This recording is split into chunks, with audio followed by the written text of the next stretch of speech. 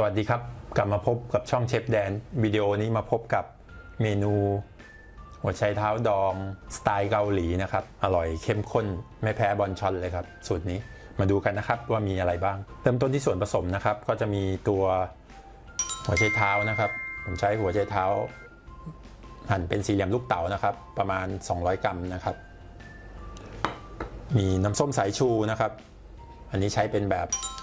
อสลทั่วไปนะครับน้ำส้มสายชูแบบใสนะครับ1 ถ้วยตวงนะครับน้ำส้มสายชูมีน้ำตาลทรายนะครับ1 ถ้วยตวงนะครับน้ำตาลทรายขาวมีน้ำเปล่านะครับน้ำเปล่าประมาณ1 ถ้วยตวงเช่นกันครับสัดส่วนจำง่ายครับแล้วก็เป็นเกลือนะครับเกลือ1 ช้อนโต๊ะนะครับ1 ถ้วยน้ำเปล่า1 ถ้วยน้ำส้ม1 ถ้วยแล้วก็น้ำตาล1 ถ้วยเกลือ1 ช้อนโต๊ะนะครับ1จำง่ายสูตรนี้นะครับก็เริ่มต้นนะครับวิธีการทำก็ผมก็ใส่ส่วนผสมก่อนนะครับก็ทั่วไปก่อนใส่ของแห้งก่อนครับเพราะว่ามันจะได้ไม่กระเด็นเวลาเราทำนะครับใส่น้ำตาลตามลงไปใส่เกลือตามลงไปใส่น้ำส้มนะครับตามลงไป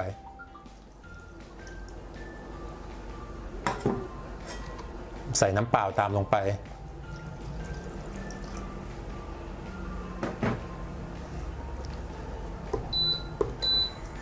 หลังจากนั้นก็เปิดไฟเคี่ยวนะครับ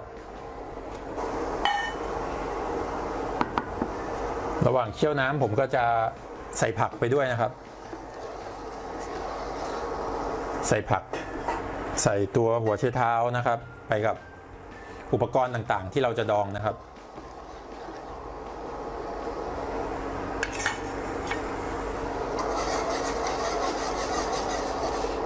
ง่ายครับสูตรนี้ทำทานติดตู้เย็นไว้ก็ได้นะครับบางครั้งทำอาหารทานแล้วก็หมูย่างหรือว่าหมูย่างเกาหลีหรือว่าพวกไส้กรอกต่างๆหรืออะไรก็แล้วแต่ที่เราอยากจะทานมันเลี่ยนพอมันเลี่ยนแล้วเราก็ขออนุญาตใช้มือเลยนะครับ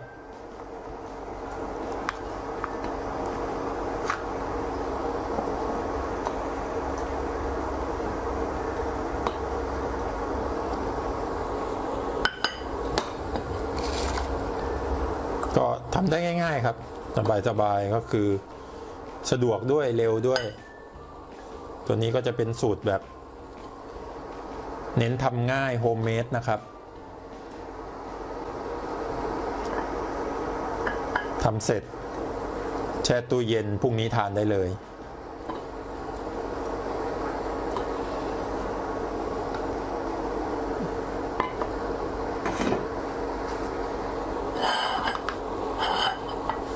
ก็จะได้ประมาณนี้นะครับ200 กรัมเพื่อนๆสามารถทำได้ตามความต้องการนะครับจากปริมาณน้ำเนี่ยอาจจะทำได้ถึงประมาณ500 กรัมหมายถึงหัวไชเท้าอาจจะทำได้ประมาณสักครึ่งโลหรือโลนึงก็ได้นะครับถ้าอัดแน่นๆก็สามารถทำได้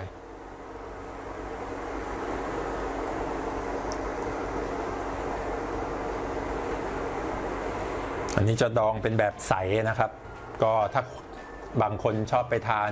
ไก่บอนชอนไก่เกาหลีต่างๆเนี่ยก็จะเป็นลักษณะแบบใสก็เดือดแล้วนะครับ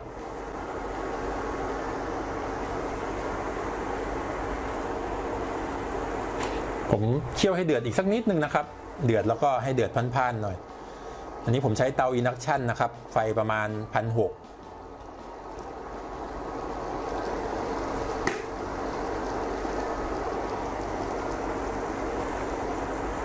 อันนี้ก็จะเป็นรูปแ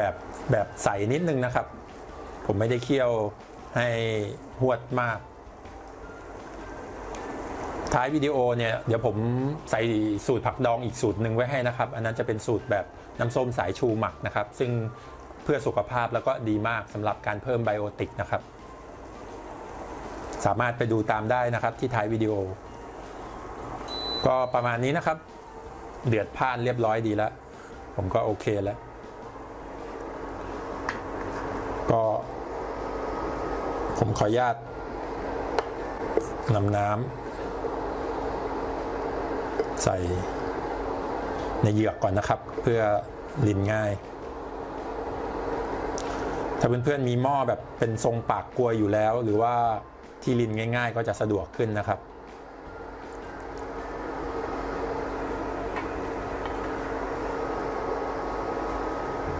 ก็ประมาณนี้นะครับเดือดพ่านปุ๊บเรานำใส่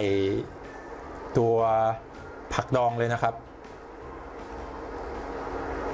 เพราะว่าส่วนหนึ่งเราต้องการความร้อนจากน้ำผักดองเนี่ยที่เดือดเนี่ย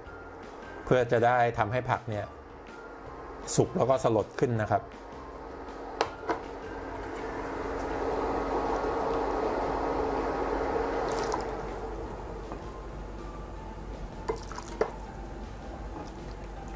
ง่ายมากครับสูตรนี้ทำทานตัวสูตรก็ทำง่ายทำติดบ้านไว้เดี๋ยวนี้กินผักดองชอบดูซีรีส์เกาหลีย่างหมูย่างเกาหลีทานย่างหมูสามชั้นทานก็บางครั้งก็จะเลี่ยนไปถ้ามีพวกผักดองมากินเคียงก็จะอร่อยนะครับ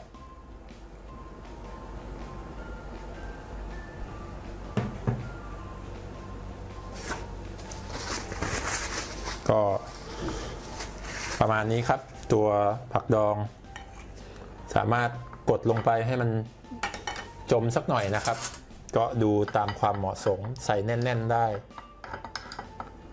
ผักภาชนะก็แล้วแต่เราหรือว่าเราจะทำขายก็ใช้ได้นะครับ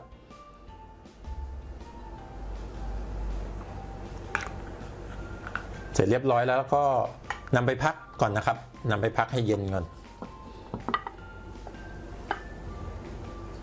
หน้าตาประมาณนี้ครับสามารถจะประยุกต์ไปทำอย่างอื่นได้ใส่ผักตัวอื่นเพิ่มก็ได้นะครับพอดีวันนี้ผมทำเป็นหัวใจเท้าอย่างเดียวเพราะว่าช่วงหลังก็ชอบทานแต่แบบสไตล์หัวใจเท้าบางครั้งก็ทานง่ายดีนะครับประมาณนี้นะครับสำหรับตัวหัวใจเท้าดองสไตล์เกาหลีนะครับอร่อยเข้มข้นมากครับสูตรนี้เพื่อนๆลองไปทำทานกันดูนะครับทิ้งไว้ให้เย็นนะครับปล่อยไว้ให้เย็นสนิทก่อนพอเย็นสนิทแล้วก็ปิดฝาตามที่เราต้องการอันนี้ผมทำตัวอย่างให้ดูนะครับก็ปิดฝาให้เรียบร้อยแล้วก็นำไปแช่ในตู้เย็นนะครับ24 ชั่วโมงประมาณนี้ตัวหัวไชเท้าดองเนี่ยตัวนี้สามารถทำขายได้นะครับทั้ง2รูปแบบถ้าต้องการทำขายนะครับสำหรับเพื่อนๆก็ถ้าวิดีโอนี้มีประโยชน์ฝากกดไลค์กดแชร์กดติดตามเพจเชฟแดนช่องเชฟแดนด้วยนะครับขอบคุณมากครับสวัสดีครับ